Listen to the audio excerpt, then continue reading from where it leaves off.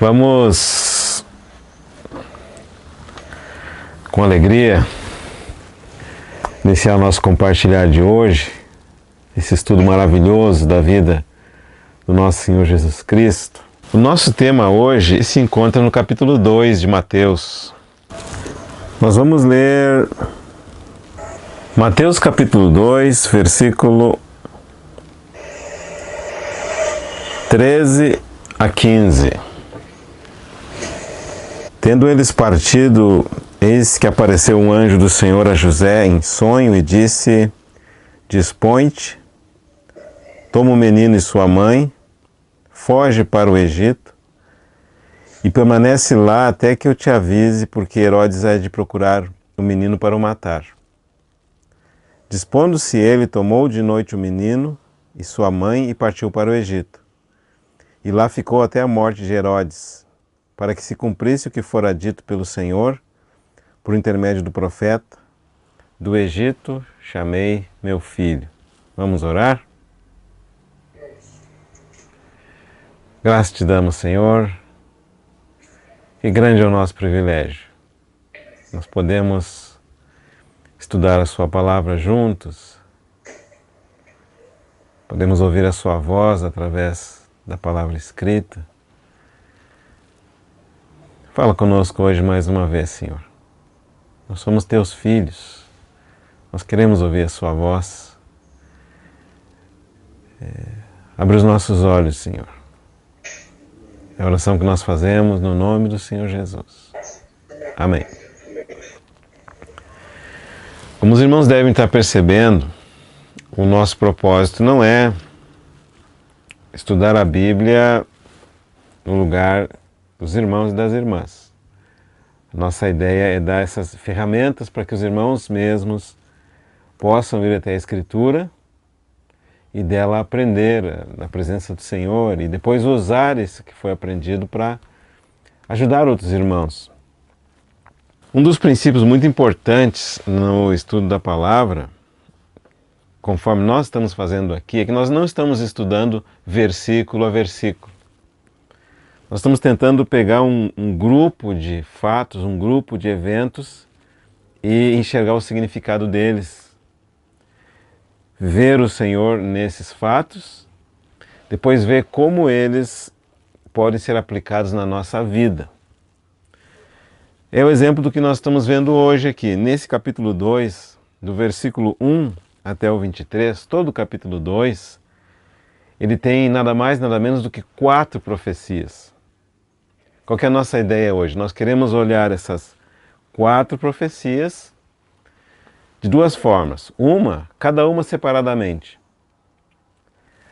E a segunda forma, nós queremos ver o que as 4 juntas querem dizer para nós a respeito do nosso Senhor, a respeito da sua caminhada. O nosso foco, quando nós estudamos as Escrituras, é sempre enxergar mais a respeito de Jesus Cristo. Sempre enxergar mais do Senhor. Então, eu vou mostrar inicialmente onde são as 4 profecias contidas no capítulo 2 de Mateus. A primeira delas no versículo 6.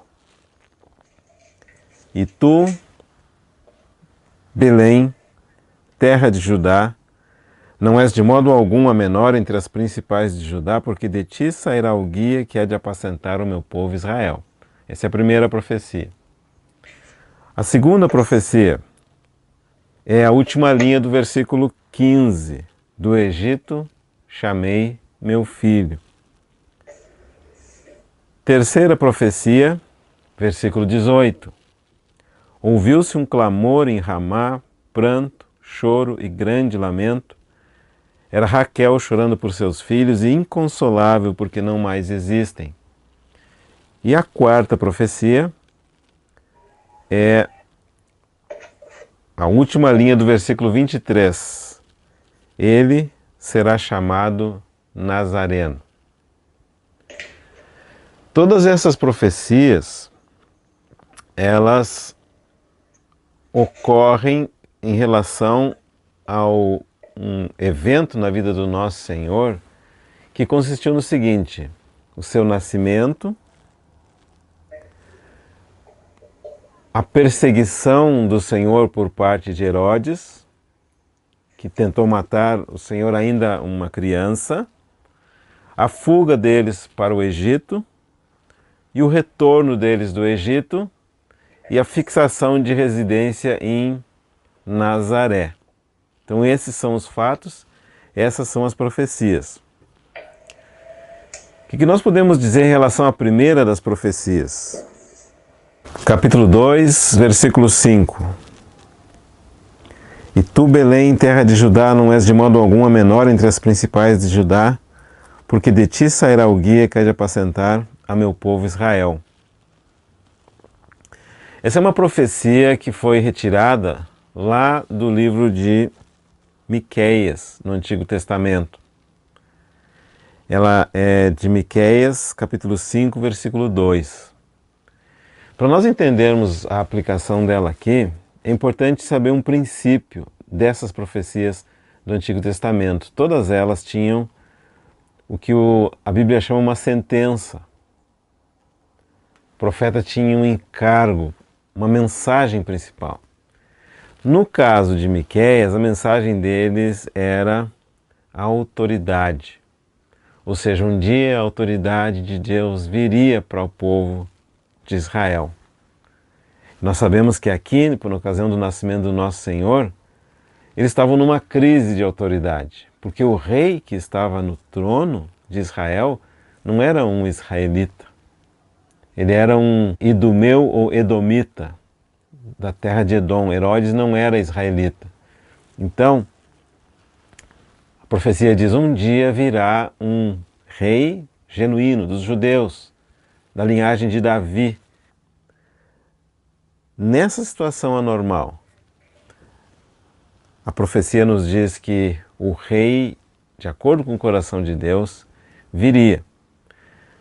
Se nós lermos essa mesma profecia, lá em Miqueias capítulo 5, versículo 2, nós vamos ver que tem uma diferença entre a citação de Miqueias e o que está escrito aqui. Abre Miqueias, por gentileza.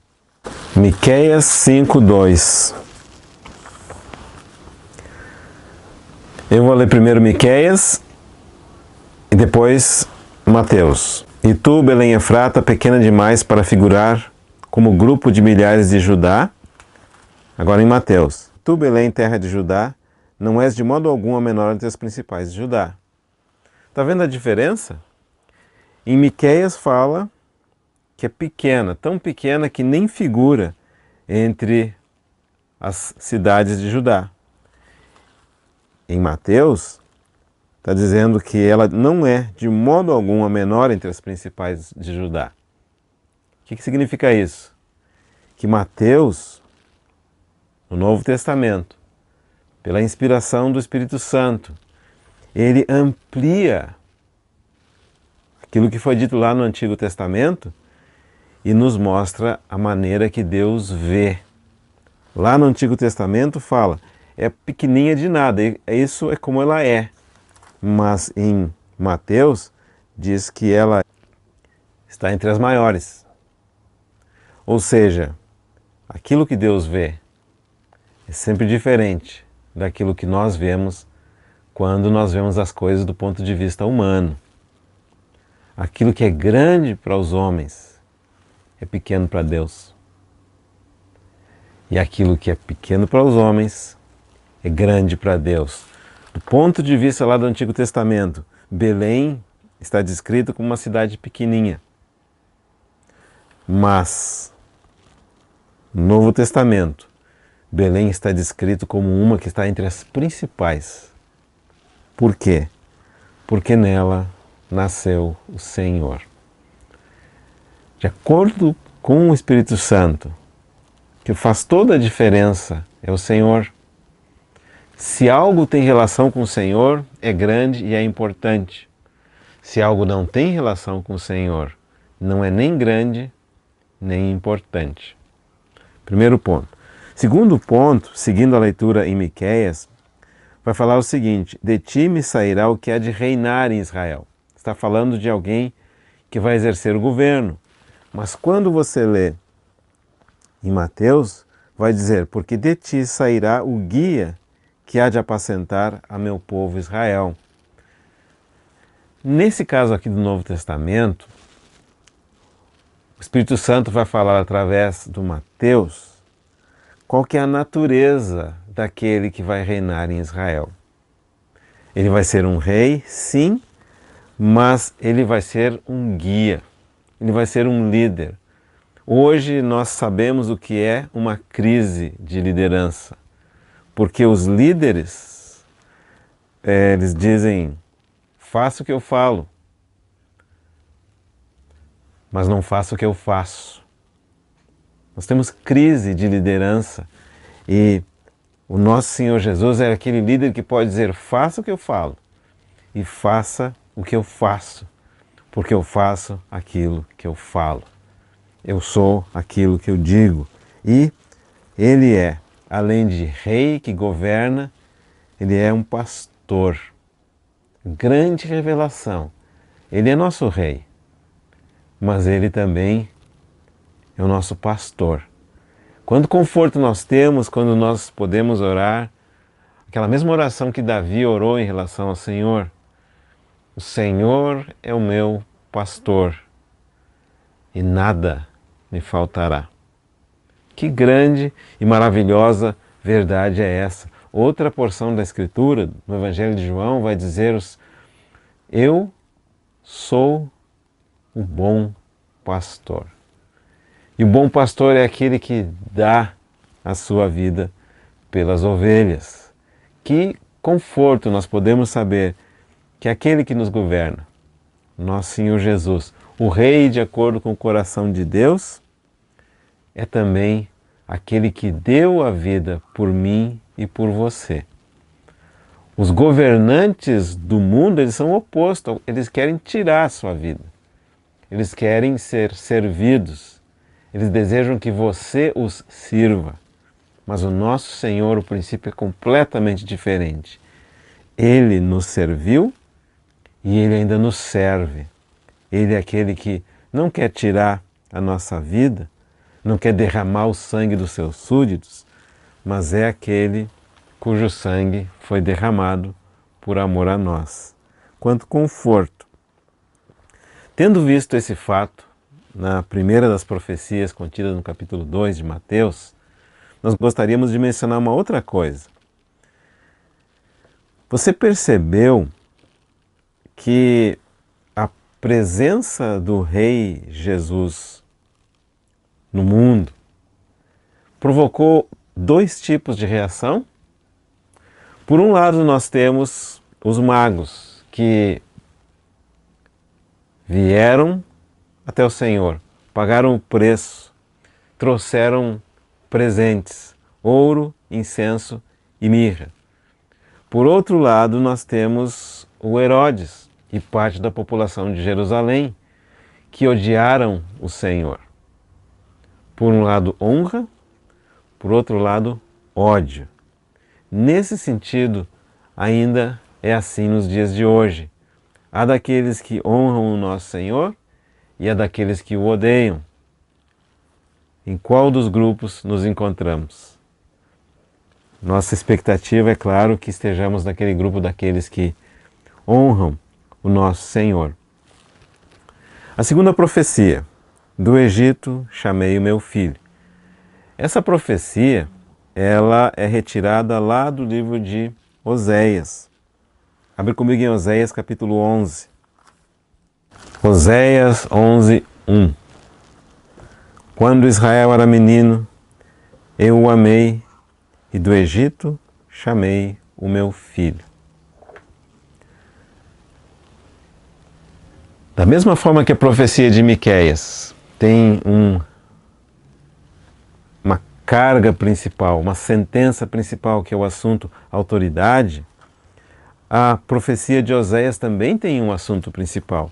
E o assunto é amor, sem dúvida nenhuma. São 14 capítulos, e esses 14 capítulos, eles podem ser divididos da seguinte maneira. Do capítulo 1 ao 3, fala da experiência pessoal do profeta. Depois do capítulo 4 até o 14, vai falar da experiência da nação. Experiência da nação com o Senhor. No capítulo 3, nos é contado algo muito interessante, que o Senhor ordena que Oséias, o profeta, se case com uma mulher adúltera. Abra comigo em Oséias capítulo 3, versículo 1. Disse-me o Senhor, vai outra vez, ama uma mulher amada de seu amigo e adúltera. Como o Senhor ama os filhos de Israel, embora eles olhem para outros deuses e amem bolos de passas. Está vendo ali? O Senhor vai permitir que o Oséias tenha essa experiência trágica, uma das mais doloridas que um ser humano pode enfrentar, quando aquela a quem ele escolheu para ser a sua esposa, ela não somente se torna uma adúltera, mas se prostitui. E é exatamente isso que o Espírito do Senhor vai empregar para descrever o sentimento de Deus em relação à nação de Israel. O adultério, do ponto de vista espiritual, é quando a nação de Israel, que era considerada a esposa de Deus e Deus o marido dela, o adultério se configurou quando Israel abandonou o Deus verdadeiro e se prostrou diante de ídolos, que não são deuses, que são pau, madeira, metal, e claro que por trás são demônios. Deus os criou para que ele fosse adorado pelo seu povo. Infelizmente, o seu povo estava enganado, adorando a ídolos e adorando o inimigo do Deus verdadeiro, completamente desviados daquele propósito para o qual foram criados. E Deus fala então que essa atitude de adultério espiritual, eles terem abandonado o Deus verdadeiro, deles terem adorado os deuses falsos, ela vai ser punida, mas essa punição não significa a destruição do povo de Israel por causa do amor de Deus por eles. E nós vamos ver então, do capítulo 4 até o 14, duas partes, do 4 ao 10, o que de errado Israel fez e Deus tentando recuperá-los, e do 11 até o 14, principalmente o amor de Deus.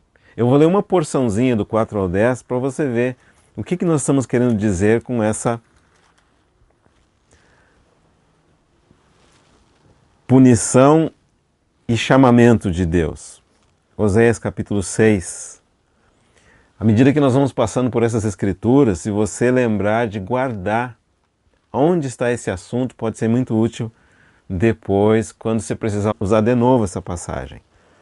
Vinde e tornemos para o Senhor, porque Ele nos despedaçou e nos sarará, fez a ferida e a ligará. Esse despedaçar e fez a ferida se refere a Deus castigando o seu povo, mas ao mesmo tempo dizendo que Ele trouxe a ferida e vai trazer a cura. Depois de 2 dias nos revigorará, ao 3º dia nos levantará e viveremos diante dele. Olha o chamamento do Senhor para o seu povo.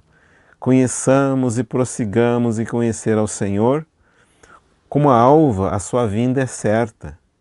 E ele descerá sobre nós como a chuva, como chuva serôdia que rega a terra. Olha o clamor de Deus agora em relação a Israel, que ele chama aqui de Efraim e de Judá. Versículo 4. Que te farei, ó Efraim? Que te farei, ó Judá? Porque o vosso amor é como a nuvem da manhã e como o orvalho da madrugada que cedo passa. Por isso os abati por meio dos profetas. Pela palavra da minha boca os matei e os meus juízos sairão como a luz. Pois misericórdia quero e não sacrifício, e o conhecimento de Deus mais do que o holocausto. Deus quase que implorando aqui para o seu povo, dizendo o que ele queria do seu povo. Queria misericórdia, queria justiça, Mas eles transgrediram a aliança.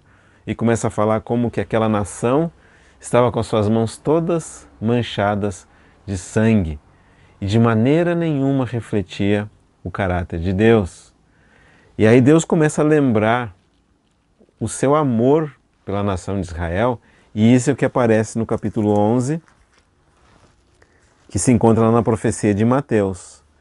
O amor de Deus por Israel não é só no presente, não é só no futuro, começou lá no passado. Por isso ele disse assim, ó, quando Israel era menino, eu o amei. E do Egito chamei o meu filho. Mas olha a atitude deles. Quanto mais eu os chamava, tanto mais se iam da minha presença. Sacrificavam a Baalins e queimavam incenso às imagens de escultura. Todavia, eu os ensinei a andar. Nesse capítulo 11 de Oséias, nós vemos o amor incansável de Deus. E é um dos capítulos que tem umas passagens muito bonitas a esse respeito. Começa dizendo assim, quando Israel era menino, eu o amei, e do Egito chamei o meu filho. Quanto mais eu os chamava, tanto mais se iam da minha presença, e sacrificavam a Baalins e queimavam incenso às imagens de escultura. Todavia eu ensinei a andar a Efraim, tomei-os nos meus braços, mas não atinavam que eu os curava. Atraí-os com cordas humanas, com laços de amor, fui para eles como quem alivia o jugo de sobre suas queixadas, e me inclinei para dar-lhes de comer. Não voltarão para a terra do Egito, mas o assírio será seu rei, porque recusam converter-se. Esse versículo 5 aqui nos fala de uma disciplina da parte de Deus para com o povo de Israel, e em especial aqui para aquelas 10 tribos do norte, porque Deus usou os assírios para levar aquele povo para a dispersão, e de lá eles nunca mais voltaram. Mas Deus nunca abandonou o seu povo totalmente. Versículo 6 fala, a espada cairá sobre as suas cidades e consumirá os seus ferrolhos e os devorará por causa dos seus caprichos, porque o meu povo é inclinado a desviar-se de mim. Se é concitado a dirigir-se acima, ninguém o faz. Mas olha o amor de Deus. Como te deixaria, ó Efraim? Versículo 8. Como te entregaria, ó Israel? Como te faria como Admá? Como fazer-te um Zeboim? Meu coração está comovido dentro de mim. As minhas compaixões a uma se acendem. Não executarei o furor da minha ira. Não tornarei para destruir a Efraim. Porque eu sou Deus e não homem, o santo no meio de ti. Não voltarei em ira. Andarão após o Senhor. Este bramará como leão. E bramando, os filhos, tremendo, virão do ocidente. Tremendo virão como passarinhos, os do Egito, e como pombas, os da terra da Assíria. E os farei habitar em suas próprias casas, diz o Senhor. Então, é desse livro aqui que saiu aquela citação lá de Mateus. Do Egito chamei meu filho. O que significa isso? No caso do povo de Israel, eles foram para o Egito por causa do seu próprio pecado. Ficavam debaixo da opressão dos egípcios pelo fato de terem abandonado a Deus. Mas Deus de lá os retirou. Agora, em Mateus, quando fala do Egito, chamei o meu filho, é o final daquele evento. O Senhor sendo ainda um bebê, Mateus capítulo 2, foi perseguido pelo Herodes,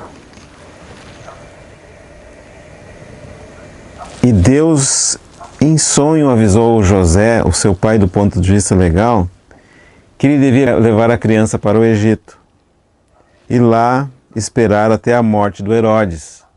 Por que o Senhor precisou ir para o Egito? Porque devido ao pecado da nação de Israel, eles estavam debaixo de um mal soberano, eles estavam debaixo do reinado do Herodes, que por sua vez estava debaixo do governo do Império Romano. O nosso Senhor nasceu quando a sua nação estava em cativeiro, vamos dizer assim. E ele teve que fugir. Mas olha que interessante aqui. Por causa do pecado de Israel, o Senhor teve que ir para o Egito. Mas de lá, o Senhor foi retirado. E quando ele foi retirado do Egito, ele retirou consigo mesmo toda a nação de Israel para a sua libertação. E graças a Deus por isso.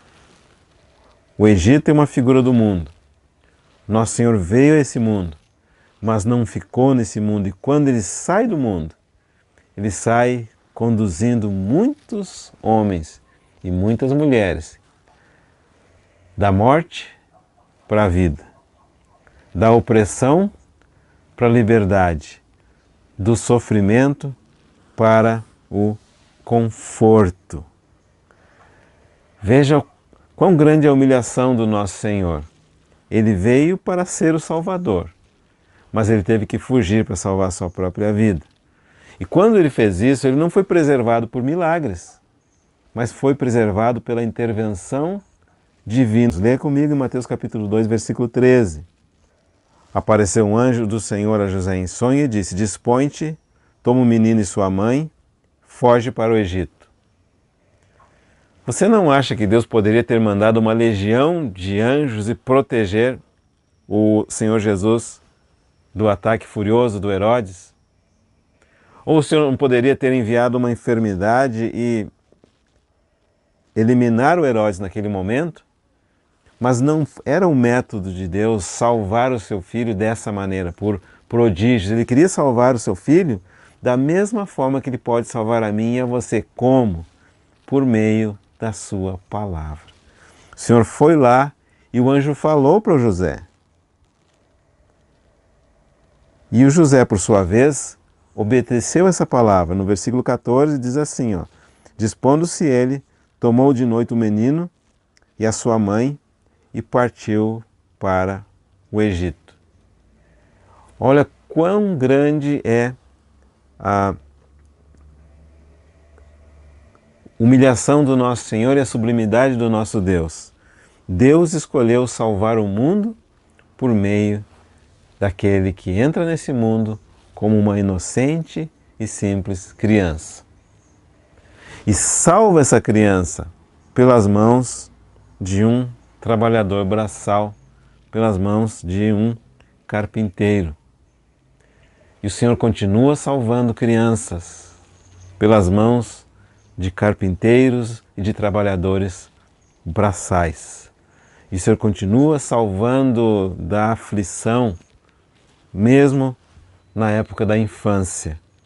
É como se Jesus estivesse santificando os nossos sofrimentos, mesmo os sofrimentos da infância, se colocados na mão de Deus, são usados pela providência divina para mostrar a grande e maravilhosa graça do nosso Deus. Salvou o nosso Senhor Jesus, porque os seus pais temeram a Deus, obedeceram à palavra de Deus e foram preservados. Mas não esqueça uma coisa, ia chegar o dia do Herodes. Diz o versículo 15, diz que o Senhor ficou lá no Egito até a morte do Herodes. O que significa isso? Um dia Herodes tem que morrer. Um dia o nosso sofrimento vai terminar. Deus tem o seu tempo. Tem vários Herodes ainda aí exercendo a sua tirania, como se Deus estivesse com seus ouvidos fechados e os seus olhos não quisessem ver. Mas na verdade o Deus que tudo ouve, tudo vê, tudo julga também. E ele executa juízo. Chega um dia em que esse versículo aqui fala a morte de Herodes. Um dia Herodes morreu. Um dia aquele tirano morreu. Um dia o teu sofrimento e o meu sofrimento vão chegar ao fim. E aí por isso o Senhor vai dizer: do Egito chamei o meu filho. E ao passar pelo Egito, o Senhor Jesus passou pelo mundo, por todo o sofrimento que eu e você passamos também. Mas ele saiu desse sofrimento. Ele saiu do mundo, porque nele não havia pecado. Ele saiu do mundo e desde aí ele tem conduzido muitos filhos e muitas filhas à glória. Nós damos graças a Deus por isso. Essa foi então a segunda profecia. A terceira profecia, ela é decorrente desse fato. Quando o Herodes percebeu que os magos haviam voltado para sua terra por outro caminho,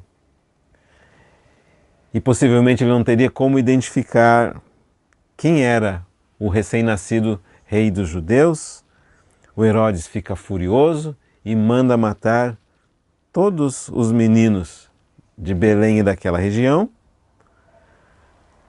que tivessem 2 anos para baixo. E agora imagina a tristeza que havia naquela localidade. Pensa bem, imagina o quadro. Se vem uma determinação governamental de matar todos os meninos de 2 anos para baixo.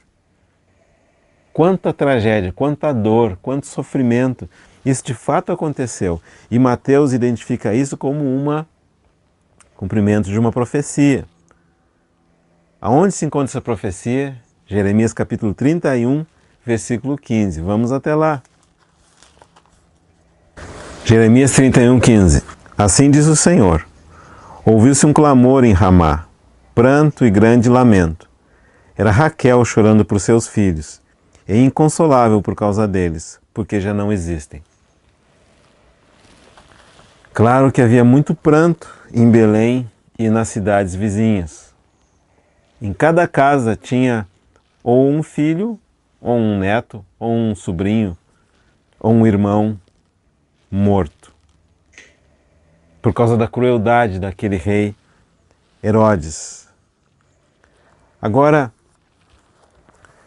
quando o Mateus tira essa profecia do livro de Jeremias, nós precisamos entender qual que é o contexto desse livro. Nós sabemos que Jeremias é aquele profeta que chorou, aquele profeta que lamentou. Jeremias é o profeta que profetizou talvez num dos períodos mais trágicos de toda a história de Israel. Da mesma forma que Oséias profetizou antes que Israel fosse levado disperso para a Síria, Jeremias profetizou antes que Judá, a parte do sul, fosse levada para o cativeiro babilônico. Da mesma forma que a parte norte pecou com a idolatria, infelizmente a parte do sul também pecou com a idolatria, pouco menos que 1,5 séculos depois. Por volta do ano 725, Israel, as tribos do norte foram levadas para a Síria. Por volta do ano 600 e alguma coisa, a parte do sul foi levada cativa para a Babilônia. E naquela circunstância, o profeta Jeremias pronuncia o seu lamento. Ele chora pela tragédia que ocorreu com o seu povo. Mas quem que era Jeremias? Jeremias nada mais, nada menos era do que uma sombra do verdadeiro Jeremias, que é o nosso Senhor Jesus Cristo. Eis que veio um que é maior que Jeremias, o verdadeiro Jeremias. Por quê? Porque como Jeremias, o nosso Senhor Jesus também chorou. Nós vamos mencionar 2 ocasiões, uma delas em relação a um fato individual. Depois você leia lá no seu Evangelho de João, no capítulo 11, quando Lázaro, o amigo do nosso Senhor Jesus, morreu. Ele adoeceu e morreu. E conta a Escritura que quando o Senhor chega ao local onde estavam as pessoas chorando, a Bíblia diz, naquele que é o versículo mais curto de toda a Bíblia, Jesus chorou. No mundo em que nós vivemos, os amigos de Jesus também morrem.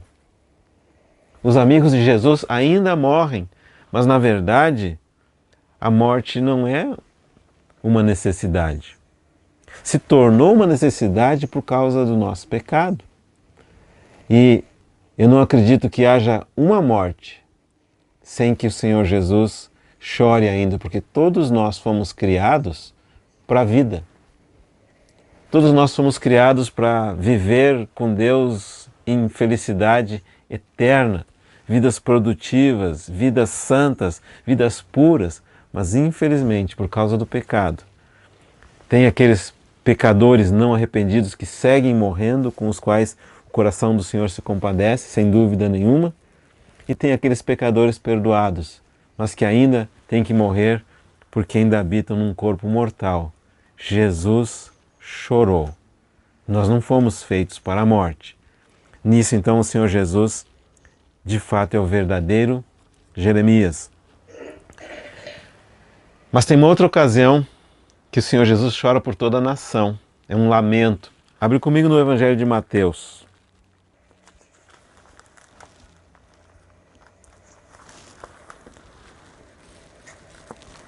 No capítulo 23, no versículo 37. Jerusalém, Jerusalém, que matas os profetas e apedrejas os que te foram enviados, quantas vezes quis eu reunir os teus filhos, como a galinha junta os seus pintinhos debaixo das asas, e vós não o quisestes. Eis que a vossa casa vos ficará deserta. Declaro-vos, pois, que desde agora já não mais me vereis, até que venhais a dizer: bendito o que vem em nome do Senhor. Agora, claro, nós tendo visto essas duas passagens do Novo Testamento, Jesus chorou lá em João, por ocasião da morte do Lázaro, e agora o Senhor Jesus lamentando sobre Jerusalém, que não enxergou a vinda do seu Messias. Mas a passagem lá de Jeremias, que fala de Raquel chorando para os seus filhos e inconsolável, retratando a condição daquelas mães de Belém e das circunvizinhanças, cujos filhos foram mortos pelas mãos de Herodes. Você poderia ficar se perguntando, mas onde tem, de alguma forma, conforto nessa profecia? Não parece que é só a metade da história? É só a morte, o lamento, o choro? Mas calma lá. Agora vem uma informação muito importante, essa você deveria anotar. É que dentre toda a profecia de Jeremias, acredito que são 51 capítulos. Sim, são 52 capítulos, mais as lamentações. Dentro de Jeremias tem um grupo de capítulos, que é o capítulo 30, 31, 32 e 33, esses 4 capítulos, que são chamados o livro da consolação. E quando você ler esses capítulos, você vai perceber que ali tem não somente o choro de Raquel, mas tem também a consolação de Deus para o seu povo. É verdade, o Senhor permitiu que Lázaro morresse.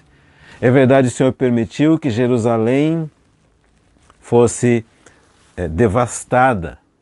Mas também é verdade que quando o Senhor Jesus realizou aquela obra na cruz do Calvário, ali Ele estava provendo a consolação para o seu povo. E talvez você não vai encontrar na Bíblia capítulos mais cheios de consolação do que essa porção da Escritura.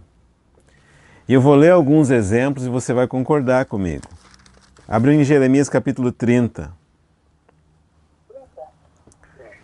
Jeremias 30.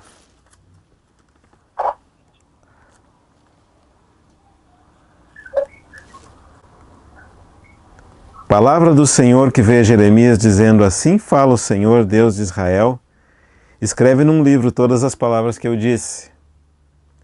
Porque eis que vem dias, diz o Senhor, em que mudarei a sorte do meu povo, de Israel e de Judá, diz o Senhor.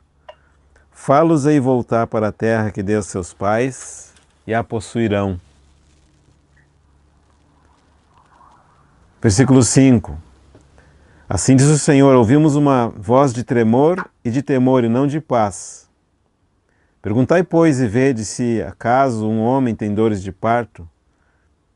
Porque vejo, pois, a cada homem com as mãos na cintura como a que está dando à luz? E por que se tornaram pálidos todos os rostos? Ah, que grande é aquele dia! Não há outro semelhante. É tempo de angústia para Jacó. Ele, porém, será livre dela. Naquele dia, diz o Senhor dos Exércitos, eu quebrarei o seu jugo de sobre o teu pescoço. E quebrarei os teus canzis, e nunca mais estrangeiros farão escravos deste povo, que servirá ao Senhor seu Deus, como também a Davi seu rei, que eu lhe levantarei. Não temas, pois, servo meu, Jacó, diz o Senhor, nem te espantes, ó Israel, pois eis que eu te livrarei das terras de longe, e a tua descendência da terra do exílio. Jacó voltará e ficará tranquilo e em sossego, e não haverá quem o atemorize. Porque eu sou contigo, diz o Senhor, para salvar-te.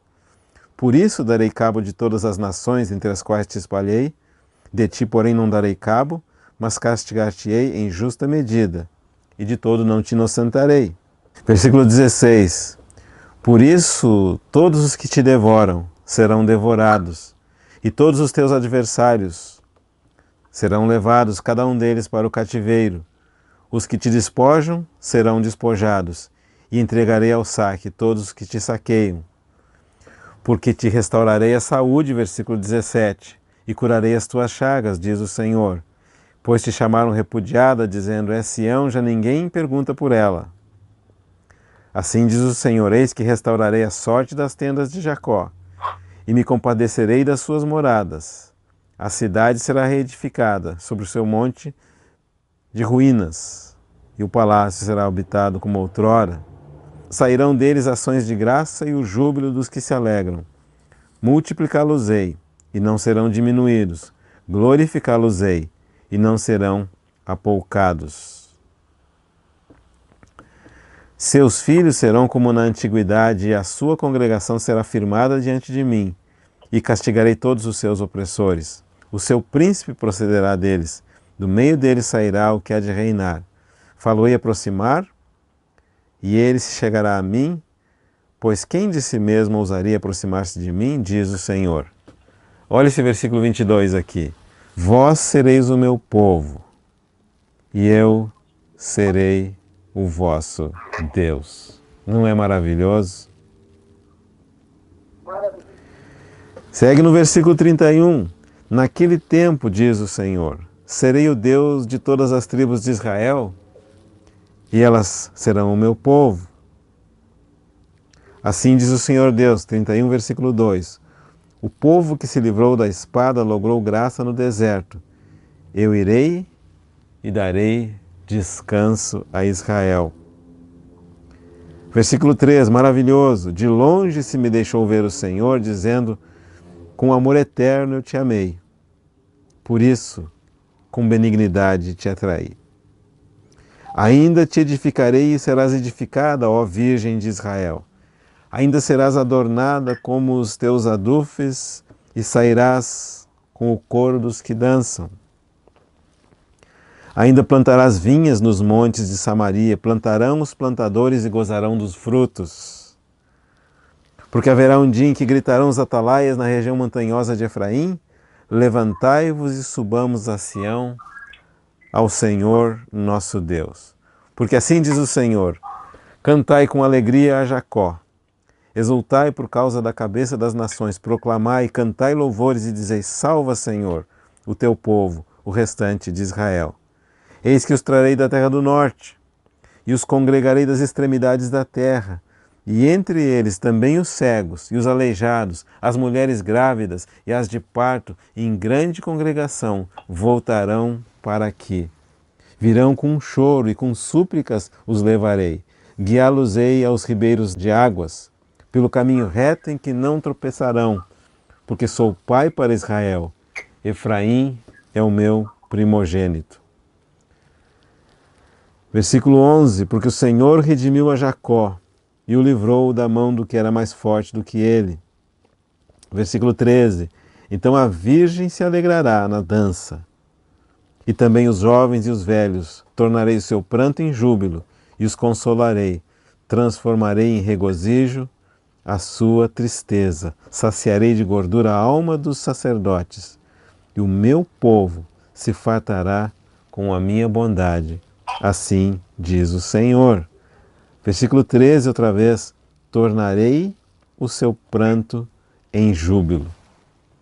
Transformarei em regozijo a sua tristeza. E aí depois vem aquele versículo que nós lemos, que Mateus usou, do pranto da Raquel em Ramá. No versículo 16, assim diz o Senhor: reprime a tua voz de choro e as lágrimas de teus olhos, porque há recompensa para as tuas obras, diz o Senhor, pois os teus filhos voltarão da terra do inimigo. Há esperança para o teu futuro, diz o Senhor, porque teus filhos voltarão para os seus territórios. E claro que eu não poderia deixar de ler um dos mais belos trechos de toda a Escritura, ainda nessa profecia que o Mateus emprega em relação ao nosso Senhor. Versículo 31, Jeremias 31, 31. Eis aí vem dias, diz o Senhor, em que eu firmarei nova aliança com a casa de Israel e com a casa de Judá. Não conforme a aliança que fiz com seus pais no dia em que os tomei pela mão para os tirar da terra do Egito, porquanto eles anularam a minha aliança, não obstante eu os haver desposado, diz o Senhor. Porque esta é a aliança que firmarei com a casa de Israel, depois daqueles dias, diz o Senhor. Na mente lhes imprimirei as minhas leis, também no coração lhes escreverei. Eu serei o seu Deus, e eles serão o meu povo. Não ensinará jamais cada um ao seu próximo, nem cada um ao seu irmão, dizendo, conhece ao Senhor, porque todos me conhecerão, desde o menor até o maior deles, diz o Senhor. Pois perdoarei as suas iniquidades, e dos seus pecados jamais me lembrarei. Assim diz o Senhor, que dá o sol para a luz do dia, e as leis fixas a lua e as estrelas para a luz da noite, que agita o mar e faz bramir as suas ondas. Senhor dos exércitos é o seu nome. Se falharem estas leis fixas diante de mim, diz o Senhor, deixará também a descendência de Israel de ser uma nação diante de mim para sempre. Assim diz o Senhor, se puderem ser medidos os céus lá em cima e sondados os fundamentos da terra, cá embaixo também eu rejeitarei toda a descendência de Israel por tudo quanto fizeram, diz o Senhor. Eis que vem dias, diz o Senhor, em que esta cidade será reedificada para o Senhor, desde a torre de Ananel até a porta da esquina. O cordel de medir estender-se-á para diante até o outeiro de Garebe e virar-se-á para a Goa. Todo o vale dos cadáveres e da cinza e todos os campos até o ribeiro Cedron, até a esquina da porta dos cavalos para o oriente, serão consagrados ao Senhor, e Jerusalém jamais será desarraigada ou destruída. Não é maravilhosa essa palavra de profecia do nosso Senhor? Finalmente, capítulo 32,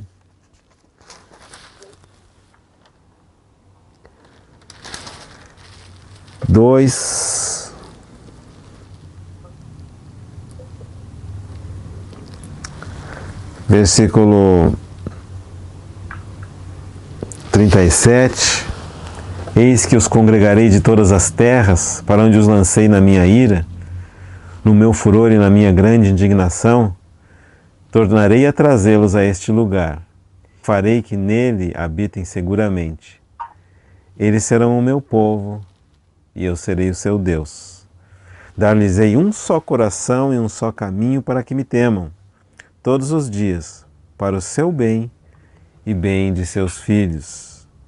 Farei com eles aliança eterna, segundo a qual não deixarei de lhes fazer o bem, e porei o meu temor no seu coração, para que nunca se apartem de mim. Nós vemos então que essa profecia, encontrada no Evangelho de Mateus, que fala somente da parte do pranto de Raquel por ocasião da morte daqueles meninos em decorrência da maldade do Herodes contra o nosso Senhor. É uma profecia que está escrita dentro do livro da consolação, dentro da profecia do profeta Jeremias, cheia de palavras de conforto, cheias de promessas de fidelidade e amor eterno de Deus. E aquela maravilhosa palavra a respeito da nova aliança, na qual eu e você que cremos em Jesus estamos incluídos. Que aliança maravilhosa! Nós somos de Deus e Deus é nosso. Ele é o nosso Deus e nós somos o seu povo. Eu não poderia deixar de mencionar a última das profecias. O que nós vimos até aqui então? O rei profetizado e o rei que veio lá em Belém.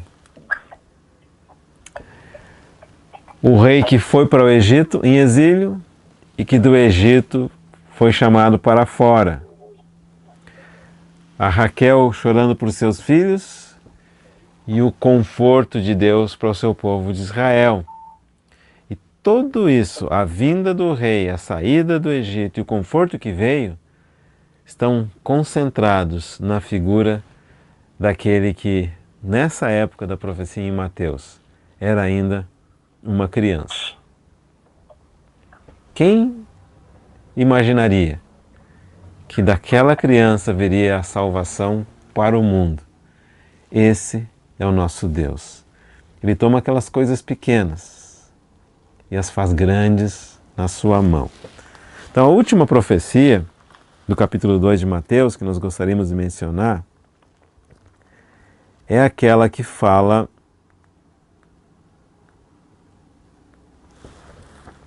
no versículo 23, ele será chamado Nazareno. Dessas 4 profecias aqui, essa é a única que nós não podemos ir diretamente lá para o Antigo Testamento e encontrar um texto que fala, ele será chamado Nazareno.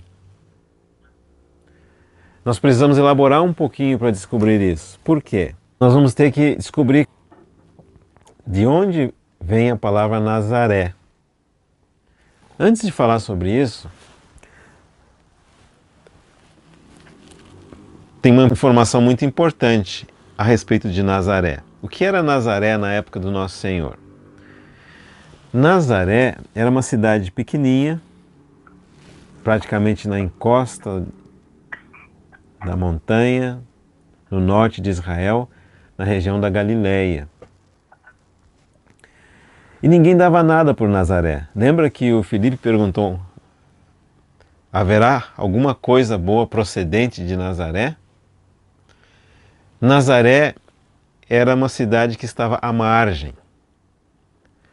Nas proximidades de Nazaré passava a grande autoestrada da antiguidade, a grande highway, chamada Via Maris. Pela Via Maris circularam os gregos, com a sua cultura. Pela Via Maris circularam os exércitos romanos, com seu poderio político-militar. Pela Via Maris circulavam os sacerdotes e os religiosos em direção a Jerusalém, grande centro religioso, mas ninguém passava por Nazaré. Então, na verdade, gregos, romanos e hebreus desprezavam Nazaré.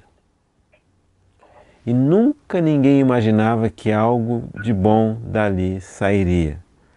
Esse é o nosso Deus. Porque quando Ele trouxe o nosso Senhor Jesus Cristo ao mundo, Ele trouxe em Belém, uma cidade pequenininha, ignorada, e Ele cresceu em Nazaré, uma cidade que era menosprezada pelo mundo. Mas foi de lá que apareceu um rebento ou um brotinho. E esse é o significado da palavra, raiz da palavra Nazaré. A palavra Nazer no hebraico significa um brotinho. O que significa isso? Sabe quando você tem uma árvore, você corta o tronco dela e deixa só o cepo na terra? E diz assim, ó, a árvore caiu. Não tem mais tronco, não tem mais galho, não tem mais folhas, não tem mais frutos. O que se espera de uma árvore assim? Mas, alguns dias depois, um andarilho passa por aquela árvore e vê um brotinho. É exatamente isso. Ele vê um Nazer, um brotinho. E é isso que era o nosso Senhor naquele momento. Uma criança. Mas naquela criança repousava a esperança e a salvação de toda a humanidade. Porque aquele brotinho se transformou num renovo. E aquele renovo veio a ser aquele por meio de quem, com toda a fragilidade, Deus iria salvar a humanidade e trazer de volta o universo para o centro do propósito eterno de Deus. Por isso, quando nós voltamos para o nosso Antigo Testamento, nós vamos ver não o brotinho Nazer, vamos ver o renovo. Abre comigo Isaías capítulo 11. Versículo 1. Do tronco de Jessé sairá um rebento, e das suas raízes um renovo. Quem que é esse rebento? Quem é que é esse renovo? Aquela frágil criança, que era nada mais, nada menos do que o próprio Deus em forma humana. O Filho de Deus que se fez carne e habitou entre nós. Siga lendo seu Isaías capítulo 11, versículo 2.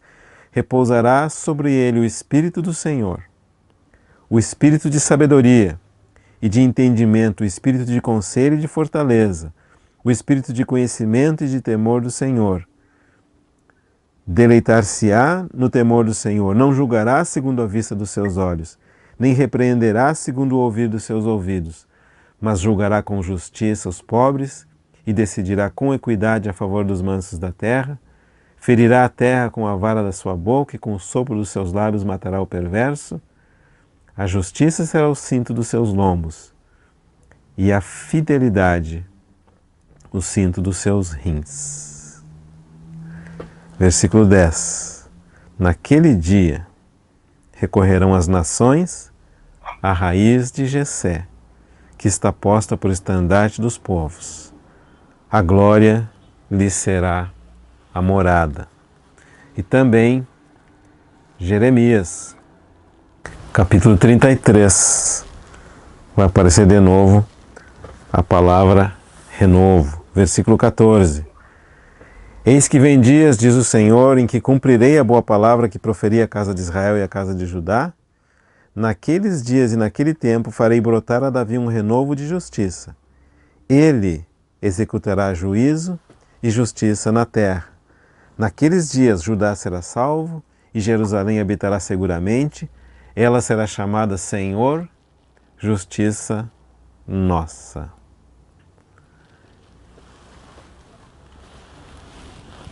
O que é o significado, então, dessa última profecia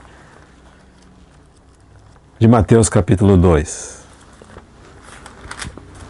O significado dessa última profecia de Mateus capítulo 2 é que aquele que nasceu em Belém, foi criado em Nazaré. Em todo esse capítulo nós vemos, na primeira profecia, aquele que fora prometido, o rei, veio. Ele foi odiado e é odiado até os dias de hoje, mas ele também é amado por muitos corações. Ele esteve no exílio, mas ele do Egito saiu conduzindo muitos filhos à glória. Ele é aquele que, por ocasião do seu nascimento, provocou as lágrimas por causa da maldade humana. Mas ele é aquele que vem agora nos trazendo tanto conforto. A história da igreja é toda ela repleta de lágrimas misturadas com o conforto, sofrimento transformado em júbilo, pranto transformado em regozijo. E a última profecia não fala outra coisa senão daquele que era desprezado e manso. Deus o revestiu de majestade. Esse é o nosso Deus. 4 profecias.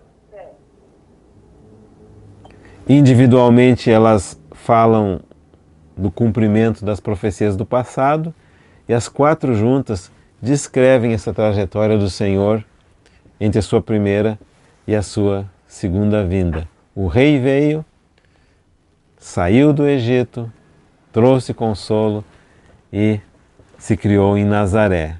Mansidão e majestade. Qual que é o significado de Nazaré? Foi o lugar onde o Senhor passou mais tempo em toda a sua vida. Foram 30 anos praticamente, sendo preparado para exercer 3 anos de frutífero e maravilhoso ministério, por meio do qual Ele nos trouxe salvação, redenção eterna e também fez a realização do propósito eterno de Deus. Vamos orar antes de concluir? Graças nós te damos pela tão grande salvação com a qual o Senhor nos salvou. Tudo que nós podemos fazer, Senhor, é prostrar-nos na sua presença, adorarmos o seu nome e dizer: Senhor, eis-nos aqui. A nossa vida te pertence. Seja feita na nossa vida conforme a tua santa vontade. É a nossa oração no nome do Senhor Jesus. Amém. Amém. Amém.